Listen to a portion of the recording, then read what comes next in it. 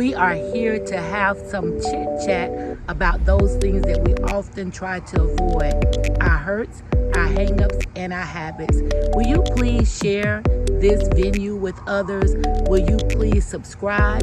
And will you please meet us here as we chit and chat about our hurt, hangups, habits, and how to heal from them? Will you do that for me? See you soon.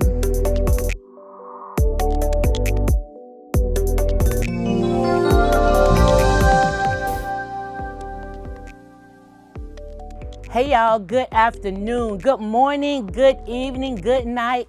It might even be midnight. I know I pretty much say the same thing every week, but I just want to greet you and say hello because I am so grateful that you are here. I am so grateful that you took the time out once again to watch this segment of Unified Sistahs with Jewel Wilson Murphy. I'm grateful for each and every one of you. Thank you so much for subscribing. If you've not yet subscribed, please do so. I don't only want you to subscribe, I want you to subscribe, like, share, and comment below what you think of the segment. I am here once again with All Photos Considered, and I'm grateful for this opportunity because, as I said to you guys before, had it not been for All Photos Considered, I would not be sitting in this seat. So I am grateful. And if you decide that you want a photograph or a media need met, consider contacting All Photos Considered and receive a 10% off your bill. So we're grateful for each and every one of you. And I want to say thank you for one more thing. I ask that you all share and subscribe this video and these segments that you've seen thus far. This is segment number 5. I am grateful for that. I ask that you help me get to 100 subscribers by the end of July, which would be July 31st. And I am so happy to say thank you to each and every one of you because as of today at about 5:15 p.m., we had 101 subscribers. Thank you so much. We're not stopping there. I still need you to continue to subscribe, like, share, and comment. Tell others about this venue and what you think about it, and if it's impacting your life, how it's impacting your life, and we want to know that as well. And so today I just want to talk a little bit about the month of August and why we're glad about the month of August, why you all are glad about the month of August, and why I used to be glad about the month of August. And the reason why I think most people are glad about the month of August because you don't have to pay any more summer camp fees. Summer camp fees are over and it's time to get the children back to school. Are y'all glad about that? Are you excited? Are you nervous? Are you experiencing a little bit of anxiety? You got to buy school clothes. You got to buy school supplies. You got to make sure they're on time. You got to make sure that you're implementing the schedule again of going to bed on time. You got to finish reading those books that they had assigned to them to read over the summer.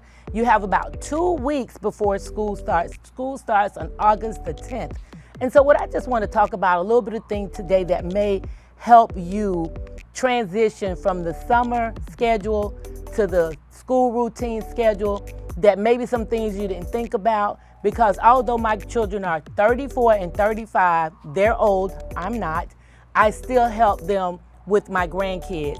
And it's fun for me because I'm not the number one, I'm like the number 3 and the number 4. So I'm glad about that. But remember July 25th, starting July 25th to August 7th, it is Back to School 2022 Sales Tax Holiday. That means that those days, July 25th to August 7th, you have no sales tax responsibility. And so if you're shopping for different items for your children, uniforms, school supplies, computers, whatever, there is no sales tax on those items. They have a regimen, or they have different protocol as to how they tell you what's taxed and what's not taxed, but for the most part there's no tax on school items. So that's one of the things I want you all to consider. And then the other things, I want to talk about safety when our children are going back to school. The older children that may be driving to school for the first time or maybe for the second time, just remind them of all those safety things that you've instilled in them. No texting while driving, no talking on the phone while driving, minimize the amount of people that may be in the car with them, no distractions. And even for our younger kids, we want to make sure that we put in place things that keeps them safe and the things that they are safe about. There's some communication that they will tell you, mom, dad, auntie, grandma, uncle, hey, I'm not comfortable when. And so it's a good idea just to have some conversations with our children, no matter what the age is, as they get ready to go back to school. You will see in this segment several events that are coming up over the next couple of weeks where they're going to be doing back to school giveaways, backpacks, clothes. There's even one that talks about clothing swap. We used to do a clothing swap that was so incredibly great for us, because what happens when you do clothing swap, you bring what your children no longer need to get what they do need. So you'll see that when you watch this segment, that's coming up in the next couple of weeks as well. And then I Googled some things that may be beneficial to remind us of. Let's start getting our children back in a routine, a schedule, going to bed maybe a little bit earlier than they have been during the summer. If they're anything like my grandkids, you got to start next week so they'll be ready to get back into the routine. Maybe reading in the afternoon, because that's going to be a part of the curriculum. Getting their snacks and getting everything organized so they'll have one spot to grab their things as they're walking out the door so they won't forget anything and you have to come back and pick it up. Several items and several things that you can consider. Google it. Back to school checklist. That's what this is. A back to school checklist. It's long, but it started over a month ago, and I'm only talking about things for the next 2 or 3 weeks that you all can consider. And so the other thing is, more importantly, you make sure as an adult, as a parent, that you're well rested, that you have your rest, so that when it's time for the kids to go to bed, I always suggest that the kids go to bed maybe an hour or two earlier than we do. So that way you can have your woosah time and do what you need to do. Take care of you, mom. Take care of you, dad, so that we'll be better able to take care of our children. There's no formula to make this back to school thing work. I just think that it's so important for us to be available for our children. It's so important for us to be available for our grandchildren. And one thing that I think that is really, really important is to be available to the teachers. Make sure that the teachers know who you are. Make sure that the teachers know that it's the whole village that's raising your son and your daughter. Make sure if you have an opportunity to volunteer.